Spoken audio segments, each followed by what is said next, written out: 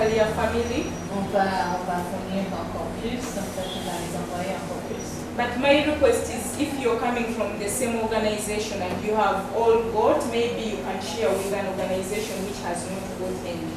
Alors je voulais juste vous demander, vous supplier que si vous venez de la même organisation, vous prenez un par organisation afin que tout le monde puisse en profiter et au moins avoir une copie. So finally, you're all invited to the next Regional Africa Conference. It is going to be in 2013.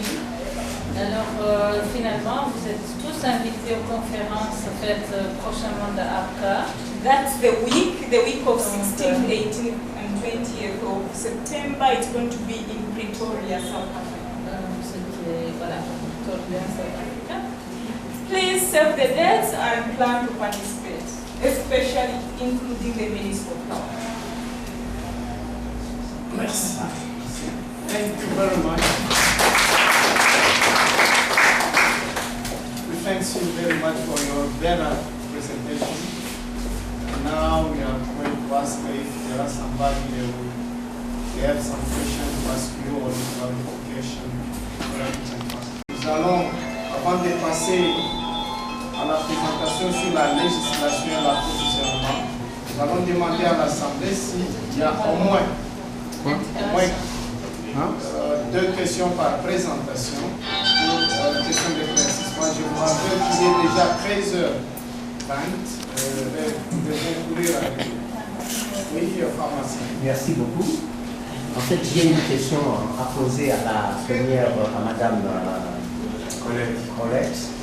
C'est, y a-t-il un lien de rapprochement entre le soin palliatif et la prise en charge psychosociale? Bien sûr, il y en a. La prise en charge psychosociale seule, sans en fait le soulagement de la douleur, ce n'est pas des soins palliatifs, c'est la prise en charge psychosociale. Ça c'est, mais bien sûr. En fait, la prise en charge psychosociale fait partie des soins palliatifs. C'est ça. Et le soulagement de la douleur, donc c'est un paquet de soins qu'on offre, qu'on donne en fait. On ne peut pas diviser le paquet de ces soins qu'on donne. Et c'est ça la différence, c'est la soulagement, que ce soit seulement des soins psychosociaux ou bien des soins palliatifs. Oui, mais il faut inclure en fait le soulagement de la douleur. We had planned a session, but unfortunately, because of time, we had planned a session on psychosocial issues in palliative care, but time has not allowed us to cover it. I'm a social worker, and psychosocial issues are big, really big. They constitute 75% of the components of a person. They constitute spiritual care, psychological care, spiritual, cultural. Okay, no problem. Non, mais pour le reste, ok, mais en fait, l'aspect psychosocial est très important. Il englobe 70% des problèmes que peut poser un patient. Nous avons prévu une session là-dessus sur la prise en charge psychosociale, mais faute de temps, on ne sait pas la faire. Yeah, I mean, maybe if you give medicine to a person, Vous administrez un traitement médical à quelqu'un.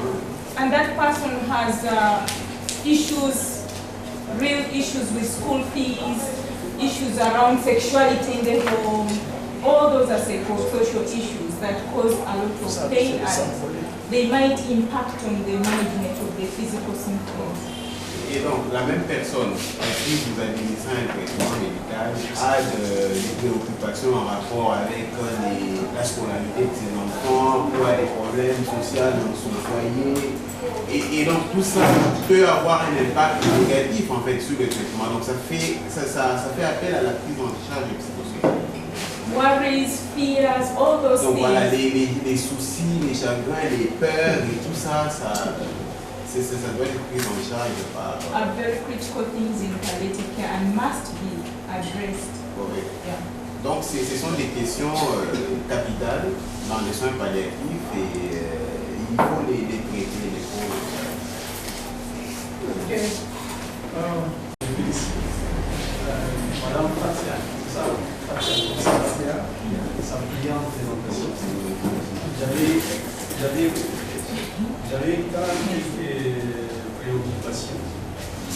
Alors, en fait, la stratégie ici, elle est beaucoup plus implémentée dans les pays anglophones et on est en train de commencer pratiquement dans les pays anglophones et puis on est en train de commencer dans les pays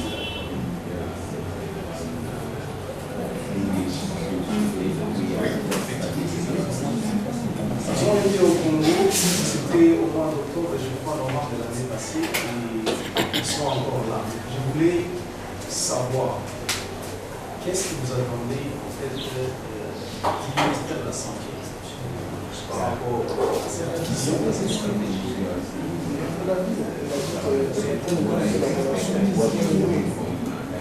Plus particulièrement à la 5e direction du ministère de la Santé, il y a la responsabilité de la stratégie des soins préventifs, curatifs, promotionnels au niveau du ministère de la Santé. Et qui va être votre fait de route dans les prochains mois?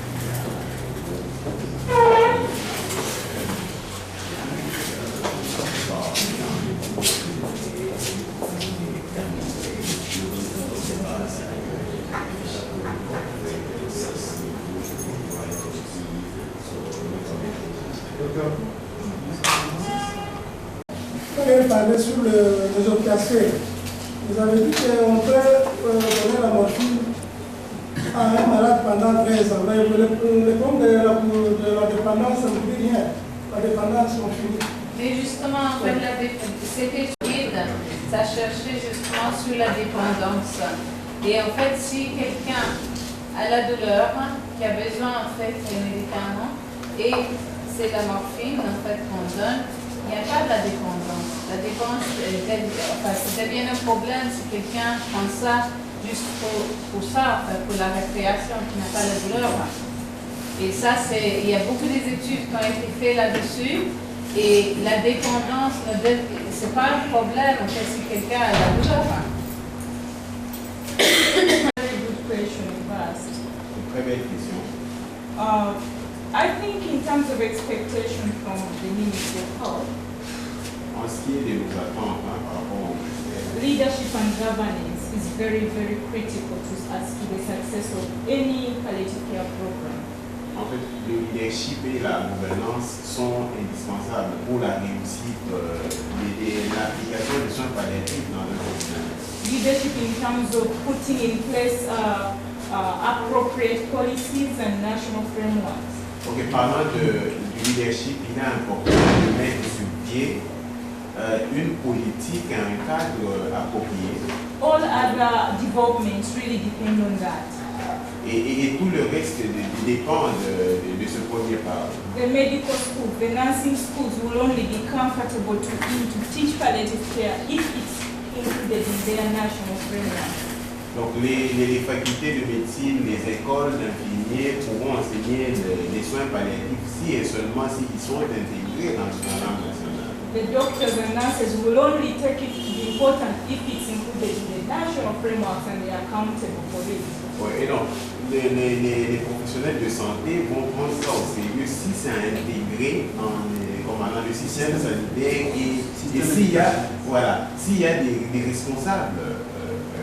Our experiences in Africa is that it's very, very important for palliative care to even have a home department in the ministry. And that can be done by just identifying which is the most appropriate existing department. Maybe it's primary health care because it covers everybody. Donc, c'est possible en identifiant un département qui existe déjà et en intégrant cela. Inclusion in national implementation plans. Et inclure cela dans l'application du programme national. Inclusion in national health budgets. Inclure aussi dans l'aspect budgétaire du problème. I mean, the whole national level coordination is very, very critical. Donc la coordination nationale, l'intégration des soins palliatifs dans la coordination nationale en général et capitale. But I also think it is extremely important for the local stakeholders to define the priorities. Mais il est important pour les partenaires nationaux, les actionnaires nationaux, de pouvoir définir les priorités. And with the Ministry of Health in the leadership, and with AFCA supporting, and with everybody else supporting. Donc avec le leadership du ministère de la Santé, avec le soutien de l'Association des africaines des soins palliatifs. And that's why we are actually trying to support these developments. These people talking to different people about the priorities and really working with the Ministry of Health to identify those priorities. Donc voilà pourquoi nous sommes ici pour échanger avec vous, pour essayer de définir ensemble, avec le leadership du ministère, définir les priorités du terrain.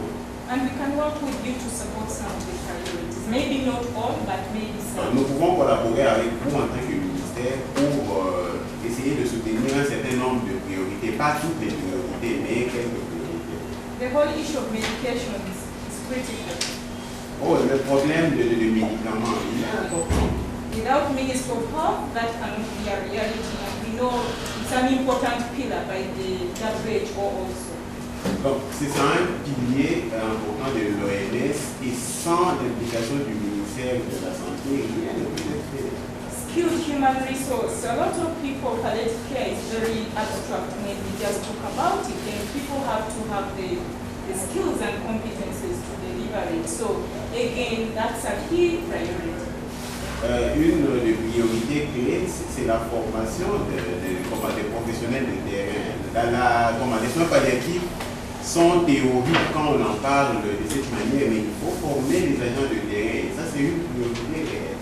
And from APCA, we are aware and very sensitive to the fact that the French-speaking countries are really left behind. That's why we are trying very much to support them. Alors, au niveau de l'APCA, nous voulons nous rattraper. Nous sommes conscients du fait que les pays francophones ont été un peu laissés de côté, mais nous voulons nous rattraper. C'est comme ça que nous venons et nous fournissons des efforts pour les remonter. But we also realize there are very few experts in palliative care who actually speak from this French-speaking point of view, so it becomes very challenging. C'est une difficulté parce que sur la plateforme internationale, il y a très peu d'experts en soins palliatifs qui parlent français. And that makes it a priority to really support local people to be leaders. Et donc c'est une priorité de promouvoir les gens pour que les gens se prennent en charge et deviennent leaders dans leur communauté. And we can also rely on them to support other French-speaking countries. Et c'est comme ça que nous pouvons nous appuyer sur ces gens, ces leaders-là pour continuer à soutenir les pays francophones. Donc voilà ce que je pouvais dire. Merci beaucoup, madame, pour En fait, comme cette semaine ici, c'est une semaine d'études, l'entreprise d'abord une sensibilisation. Demain, on va aller visiter les hôpitaux, on va à la fac. On va faire toute cette semaine, on va essayer d'approfondir sur les problématiques de. Et nous avons prévu le vendredi une réunion avec le ministère, tout ce qu'on aura vu sur le terrain. Et comme ça, on pourra faire des trucs, voir comment est-ce que sont les priorités. Le premier, c'est que je n'ai pas entendu dans vos présentations expliquer la maladie au patient. Je trouve que c'est très important que le patient puisse comprendre ce qu'il souffre. C'est important, en amont, de lui expliquer ce qu'il a. C'est pas ressorti dans vos présentations et en tant que soignant, je pense que c'est un point très très important. Ok. Alors, je peux répondre à ça très vite. On n'a pas eu l'occasion en fait d'aborder tous les aspects en fait des soins palliatifs. C'est vraiment, on avait prévu une journée pour ici. Hier, on a pris qu'on devait faire ça jusqu'à 2 heures et pas plus. Donc, c'était prévu en fait d'en discuter de tout ça. Donc, on a raccourci en fait un peu. Donc, ça c'est une raison pour laquelle on n'a pas pu en fait aborder de tous ces aspects. Mais vous avez bien raison, la communication est très importante. J'avais dit en fait, j'ai abordé brièvement en fait que on a toute une formation qu'on fait sur 2 semaines, même 5 jours, et il y a un aspect là-dedans, en fait, la communication, comment communiquer les mauvaises nouvelles, comment essayer, en fait, supporter en fait le patient en fait de faire face à cette nouvelle et puis les aspects de la réalité de sa maladie, tout ça. Mais on n'a pas, vous avez raison, on n'a pas abordé ça, mais il n'y avait pas le temps malheureusement. En fait, pour compléter, Colette, ça fait partie d'une formation, parce qu'on doit avoir une communication au sein de l'équipe interdisciplinaire. Il faut qu'il y ait une communication avec la famille, il faut qu'il y ait une communication, et avec les patients, il faut qu'il y ait une communication. Un petit exemple, moi je travaille une fois en Hollande dans un patient qui était métastasé, et donc sa femme avait menti qu'il était en révalidation. Vous voyez un peu. Parce que la femme avait peur, et si on disait au patient qu'il était métastasé, qu'il s'allait déclencher encore d'autres réactions. Vous voyez donc, mais ça c'est des pratiques, c'est des formations que les gens du terrain, les agents du terrain, les infirmiers, les médecins, les assistants sociaux doivent connaître. Et on s'est dit, comme mon collègue disait, ou Fatia, l'infirmier qui sort de l'école, de l'ISDEM ou les jeunes médecins, ils doivent savoir ces notions, là, comment communiquer ça. Et ça, c'est une notion aussi dans la pratique. Et c'est en fait la CAV veut vouloir, s'il y a un papier comme ça pour qu'on voit les jeunes médecins infirmiers. You'll find there is some facts about effective communication in palliative care. When you go to the stand, dans le matériel que vous avez reçu, vous vous rendrez compte qu'on a déjà abordé quelques éléments en rapport avec la communication. if you look at the standards, there is a whole standard talking about the quality requirements in communication. Donc, dans les standards, par exemple, quand vous les examinez, vous verrez qu'il y a un standard qui s'attarde largement sur cet aspect communication. D'accord, donc vous avez partiellement quand même, je pensais que ce n'était pas vraiment ressorti, parce que dans le contexte africain, vraiment c'est la famille qui est autour du patient. Donc, mais vous avez tout à fait raison. Vous parlez du personnel soignant. Si vous regardez, comme on a dit en fait, vraiment aujourd'hui c'était la journée de sensibilisation, ça n'a pas vraiment abordé, enfin, on pourrait passer 3-4 jours ici en train de parler de tous les aspects. On n'a même pas, en fait, comme Fatia dit, on avait prévu cet après-midi une session sur les aspects psychosociaux dont en fait la famille sont très importants. Là, on a sorti la communication et en fait aussi en fait sur la famille. Donc voilà, vous avez tout à fait raison, mais comme vous avez dit, on pourrait voilà, choisir beaucoup d'aspects, mais malheureusement on n'a pas pu. Ok, merci beaucoup. Par rapport à la question posée par l'auteur. En fait, la famille constitue un point clé des soins palliatifs. Pourquoi? Parce que quand la personne est malade, la communication se fait avec le malade, la communication se fait aussi avec sa famille. Et les soins palliatifs vont devoir continuer juste après le décès, donc juste après le deuil. Ça signifie qu'après la mort, les soins palliatifs vont continuer avec sa famille. C'est après le deuil que les soins palliatifs vont s'arrêter. Donc la famille a vraiment une part. Je parlais de deuil pathologique. Je pense si on parlait avant la pause de deuil pathologique, quand il y avait une question où est-ce qu'on devait se limiter à la soins palliatifs, c'était d'annonce diagnostique jusqu'à même après le décès pour encore éviter le deuil pathologique. Donc après le décès. Les directives en ce qui concerne l'importation, la fabrication, la détention comme un service de réglementation. La gestion des substances stupéfiantes, psychotropes et maintenant encore même des précurseurs chimiques. Ce sont des produits qui sont sur un rôle international. Et nous travaillons en collaboration avec l'organe international qui est installé au niveau de l'Autriche. La politique pharmaceutique reconnaît à la direction de la pharmacie la mission de protéger, de promouvoir la santé de la population par, disons, l'approvisionnement régulier de médicaments essentiels, entre autres aussi des stupéfiants, des psychotropes, des sèches. Afin de satisfaire aux besoins de la population, nous tenons compte aussi des pathologies dominantes. Et ces pathologies nous aident à évaluer les besoins régulation compte tenu de la consommation. Et nous, disons, dans le bureau de la division des stupéfiants, nous voyons plus les besoins liés à ces genres de substances. Et l'organe, bien disons, la loi qui nous donne disons, cette réglementation émane, disons, de tous les ports belges. Jusqu'à là, nous utilisons la loi des 33. Ouais. Et nous considérons aussi des traités internationaux. Pour ce qui est des stupéfiants, il y a l'approbation de 1961. Pour les psychotropes, nous avons la convention de disons, 60, comme on dit 71, hein, 71, et pour les psychotropes, il y a aussi une convention de 1988. Et c'est à base de ces conventions et de notre loi que nous essayons de réglementer dans ces secteurs en rapport avec l'importation, la fabrication, la distribution, l'acquisition et même la dispensation de ces stupéfiants.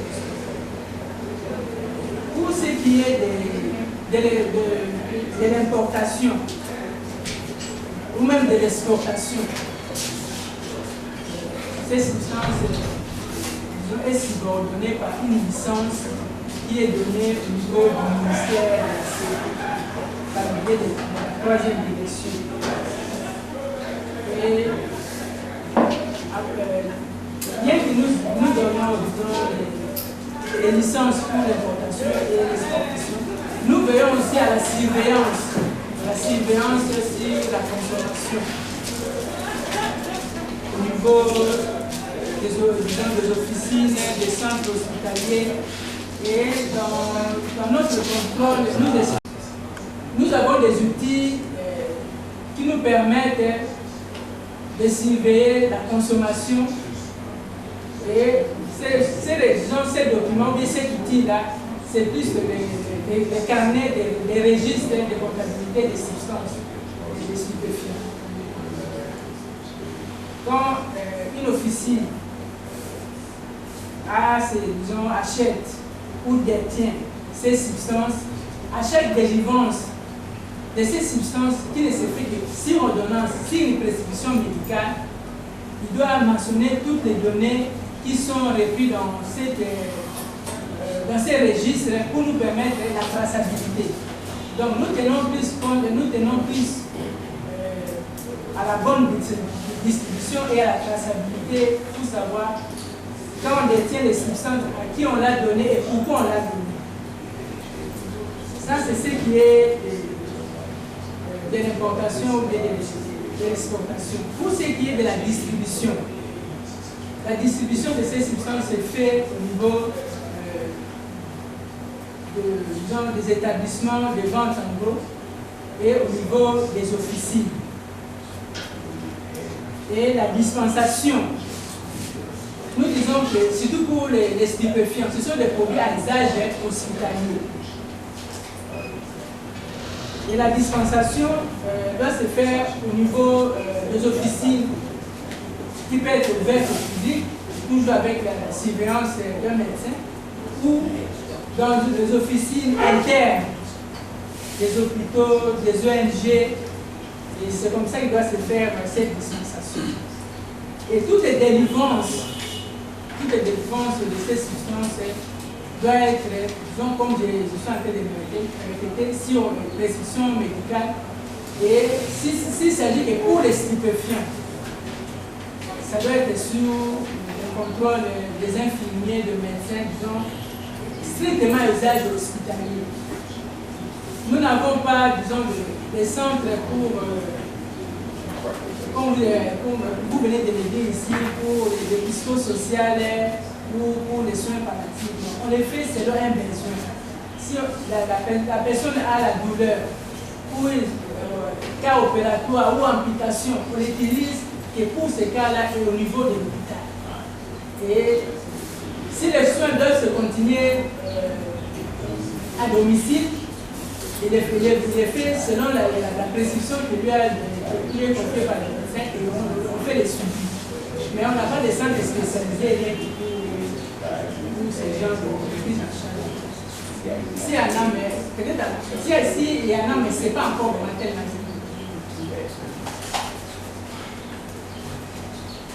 Et nous avons aussi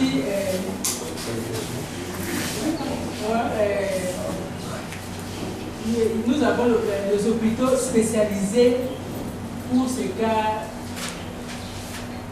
disons, pour ce qui est un cas de schizophrénie où on doit prendre les psychotropes. Il y a des cliniques spécialisées pour ce genre de traitement.